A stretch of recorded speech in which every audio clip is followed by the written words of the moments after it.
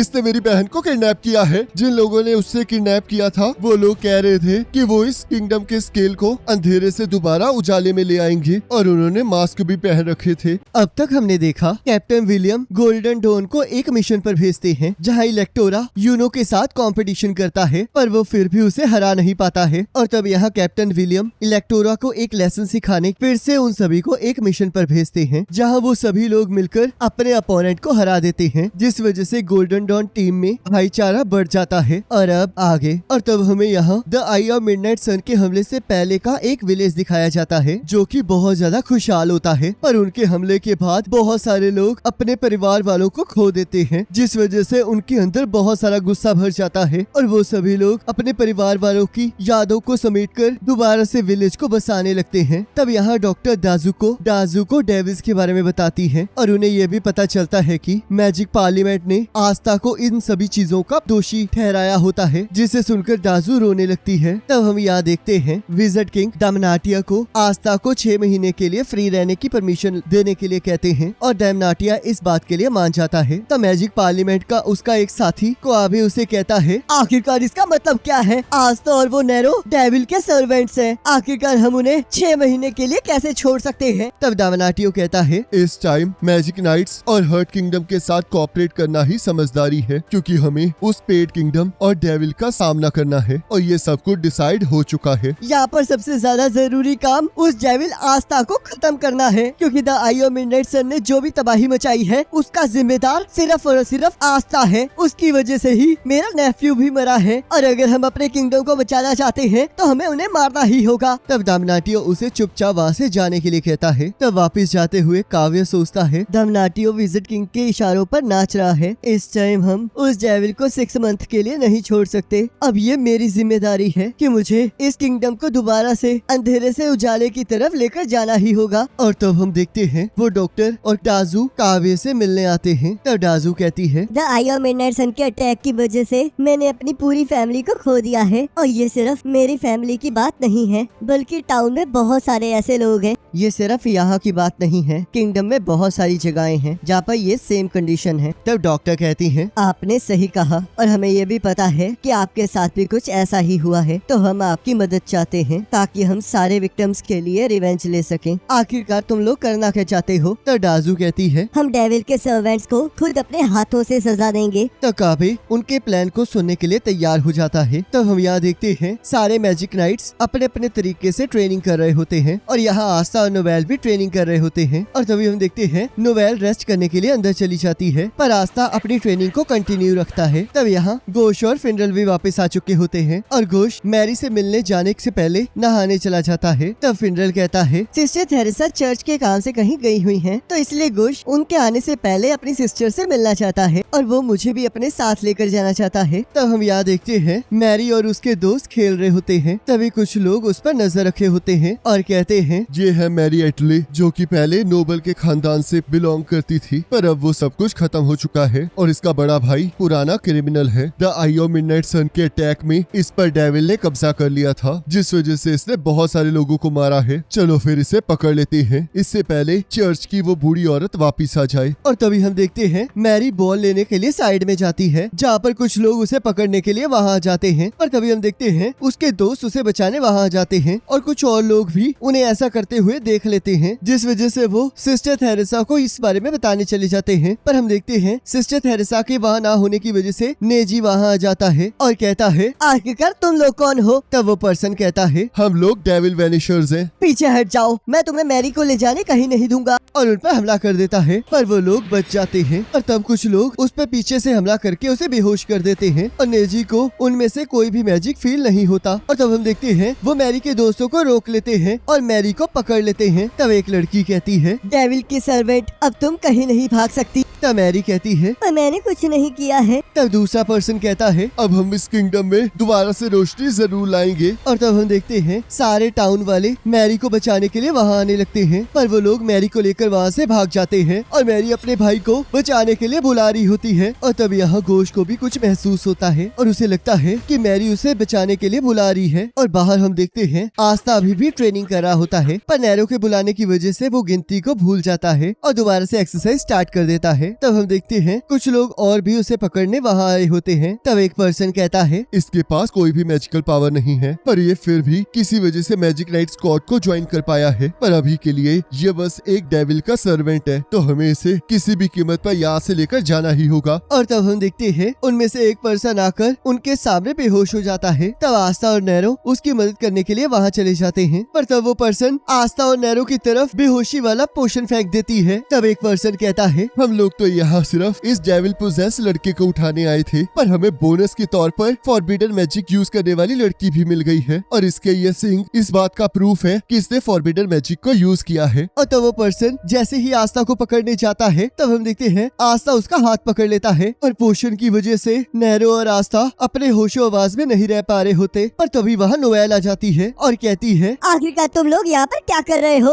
आस्था और नैरो को यही छोड़ दो। और यहाँ हम देखते हैं नैरो आस्था का ट्रैकिंग वाला ब्रेसलेट खोल देती है और उसे अपने पास रख लेती है। और तब हम देखते हैं वो दोनों बेहोश हो जाते हैं, और नोवेल जैसे ही उन पर हमला करने लगती है, एक लड़की नोवेल के हाथ से उसकी छड़ी नीचे गिरा देती है, और वो लोग नोवेल की आंखों में धूल झोंक कर वहाँ से भाग जाते हैं। और तभी हम देखते हैं नोवेल अपनी वॉरकरी आर्मर को एक्टिवेट कर लेती है और उनका पीछा करते हुए उन पर हमला कर देती है, जिस वजह से आस्था नीचे गिर जाता है। और तब वो लोग आस्था को वही छोड़ने का डिसाइड करते हैं और नैरो को लेकर वहाँ से गायब हो जाते हैं। तब नोएल कहती है, आखिरकार तुम लोग हो कौन? तब एक लड़की कहती है, हम लोग डेविल वेनिशर्स हैं और यहाँ पर हम डेविल को खत्म करने के लिए आए हैं। पर तभी हम देखते हैं नोवेल को उनका मैजिक फील होना बंद हो जाता है, और यहाँ गोश और फिनरल भी चर्च पहुँच चुके होते हैं, जहाँ उन्हें पता चलता है कि मैरी को अगवा कर लिया गया है, और यहाँ आस्था भी होश में नहीं आ रहा होता। तब हम देखते हैं वो नैरो को लेकर अपने अड्डे पर पहुंच जाते हैं। तब अनोबी कहता है, तो आखिरकार तुम लोग यहाँ पहुँच ही गए, पर आखिरकार रास्ता कहाँ है? तब डाजू कहती है, कोई हमारे रास्ते में आ गया था, जिस वजह से हम उसे यहाँ नहीं ला पाए। तब कावी कहता है, पर एक गुड न्यूज है कि अब वो काफी ज्यादा गहरी नींद में सोता रहेगा। तब हम यहाँ देखते हैं आस्था को डॉक्टर ओवन के पास लेकर आया गया होता है। तब नोएल कहती है, डॉक्टर, क्या आस्था जिंदा है? चिंता मत करो, ये बिल्कुल ठीक है। पर आखिरकार ये इस तरह सो क्यों रहा है? क्या ये किसी की तरह के किसी स्पेल के अंडर है? आस्था किसी स्पेल की वजह से नहीं सो रहा है। तब गॉर्डन कहता है, तो शायद मैं जो सोच रहा हूँ वो चीज सच है। और तब हम देखते हैं कैप्टन यामी मार्क्स को उठाकर वहाँ ले आते हैं। तब नोएल कहती है, क्या आप अब बताएंगे कि आप क्या कहना चाह रहे थे? तब कैप्टन यामी कहते हैं, अब तुम ये मत कहना कि ये किसी स्लीपिंग पोशन की वजह से सो रहा है। तब ओवन कहता है, आपने बिल्कुल सही कहा, मुझे नहीं पता कि ये किसने किया है, पर ये पोशन सच में बहुत पावरफुल है, और अगर ये थोड़े टाइम रेस्ट करेगा तो ये अपने आप होश में आ जाएगा। तब कैप्टन यामी कहते हैं, पर इससे एक चीज पता लग रही है कि वो इसे मारना नहीं चाहते थे, इसी वजह से उन्होंने इसे सुला दिया। तब मार्क्स कहता है, चलो फिर पता करें कि आखिरकार आस्था को हुआ क्या है। तब यहाँ घोष सिस्टर थेरेसा को पकड़ लेता है और कहता है, ये तीसरी बार हो गया है जब मैरी खतरे में आई है। पहले तो इन लोगों ने इसे पकड़ लिया था, दूसरी बार मैजिक पार्लियामेंट वाले उसे उठाकर ले गए थे, और अब ये हो गया है। ये सारी तुम्हारी गलती है, बूढ़ी औरत, मैं तुम्हें जिंदा नहीं छोड़ूंगा। तब फिनरल उसे शांत रहने के लिए कहता है, पर वो फिर भी नहीं मान रहा होता। तब सिस्टर थेरेसा कहती है, मैं मानती हूँ कि ये मेरी गलती है, पर शायद इस टाइम तुम्हें मुझे कोसने की जगह कुछ एक्शन लेना चाहिए। और तब नेजी को होश आ जाता है और घोष उसे पकड़कर मैरी के बारे में पूछने लगता है। तब नेजी कहता है, कुछ मास्क्ड पर्सन जो कि खुद को डेविल बेनिशर कह रहे थे, वो मैरी को उठाकर ले गए हैं। तब घोष कहता है, आखिरकार वो लोग है कौन? तब नेजी कहता है, मुझे नहीं पता कि वो कौन है, पर वो लोग कह रहे थे कि वो इस किंगडम को अंधेरे से रोशनी की तरफ ले आएंगे। और तब यहाँ मार्क्स आस्था की यादों से सारी इंफॉर्मेशन निकालता है। तब कैप्टन यामी कहते हैं, ये लोग तो उनकी ट्रिक में फंसकर उनके हाथ लग गए हैं। तब नोएल कहती है, अगर मैं ध्यान से सोचूं तो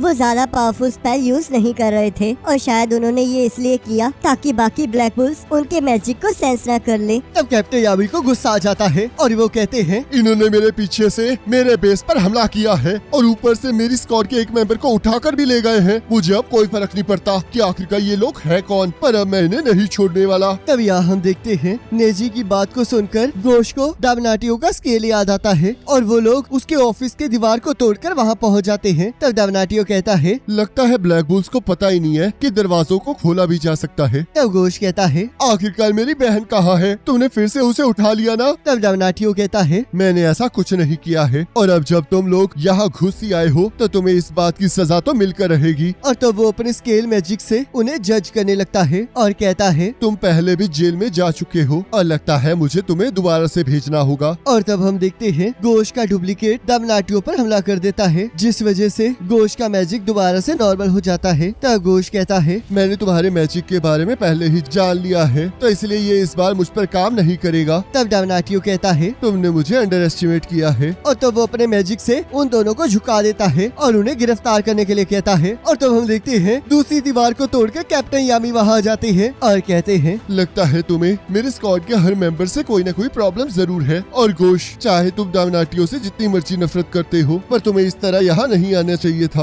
और आखिरकार तुम मेरी गाड़ी को लेकर यहाँ कैसे आ गए? तुम्हारी वजह से मुझे अपना मैजिक यूज करके यहाँ आना पड़ा। तब फिंडल सोचता है ये अभी भी मुझे अपनी गाड़ी ही समझते हैं। तब मार्क्स कहता है आखिर तुम यहाँ पर कर क्या रहे हो? तब गोश कहता है इसने मेरी बहन को किडनैप किया है। जिन लोगों ने उससे किडनैप किया था वो लोग कह रहे थे कि वो इस किंगडम के स्केल को अंधेरे से दोबारा उजाले में ले आएंगे, और उन्होंने मास्क भी पहन रखे थे। जिसे सुनकर सभी लोग हैरान हो जाते हैं। तब कैप्टन यामी कहते हैं क्या उन्होंने सच में मास्क पहना हुआ था? तब गोश हाँ कहता है। तब कैप्टन यामी कहते हैं तो उन्होंने नैरो के साथ साथ मैरी को भी उठा लिया है। तब गोश कहता है तो तुम ही हो इन सब के पीछे। तब डमनाटियो कहता है आखिरकार तुम्हें ऐसा क्यों लगता है? तब गोश कहता है आस्था, मैरी और नैरो पर हमला हुआ है और ये तीनों ही ट्रायल के लिए यहाँ बुलाए गए थे, तो इसमें पक्का तुम्हारा ही हाथ है। तब डमनाटियो अपने आप को बेगुनाह साबित करने के लिए मार्क्स को अपनी मेमोरीज को सबको दिखाने के लिए कहता है। और तब हम देखते हैं डमनाटियो की मेमोरीज से उसकी बेगुनाही प्रूफ हो जाती है। तब डमनाटियो कहता है अब तुम्हें मेरी बात समझ आ गई होगी, पर अब जो तुमने किया है तुम्हें उसका भुगतान करना ही होगा। तब गोश कहता है तुम मेरे साथ कुछ भी कर सकते हो, पर उससे पहले मुझे मैरी को बचाना है। तब डमनाटियो कहता है मुझे तुम्हारी बात पर बिल्कुल विश्वास नहीं है। तब कैप्टन यामी कहते हैं एक मिनट रुको, जिस आदमी के साथ तुम बहस कर रहे थे कहीं वो तो इन सब में शामिल नहीं है। पर तभी हम देखते हैं विजिट किंग मार्क्स को कांटेक्ट करते हैं और यामी और उसके ग्रुप को कुछ देखने के लिए कहते हैं। और हम देखते हैं कैप्टन नोजेल वहाँ आ जाते हैं और उन सभी को एक लोकेशन दिखाते हैं। तब विजिट किंग कहते हैं क्या तुम्हें याद है कि हमने आस्था को एक ट्रैकर दिया था ताकि हम उस पर नजर रख सके, और वो ब्रेसलेट इस टाइम कॉमन रेल्म के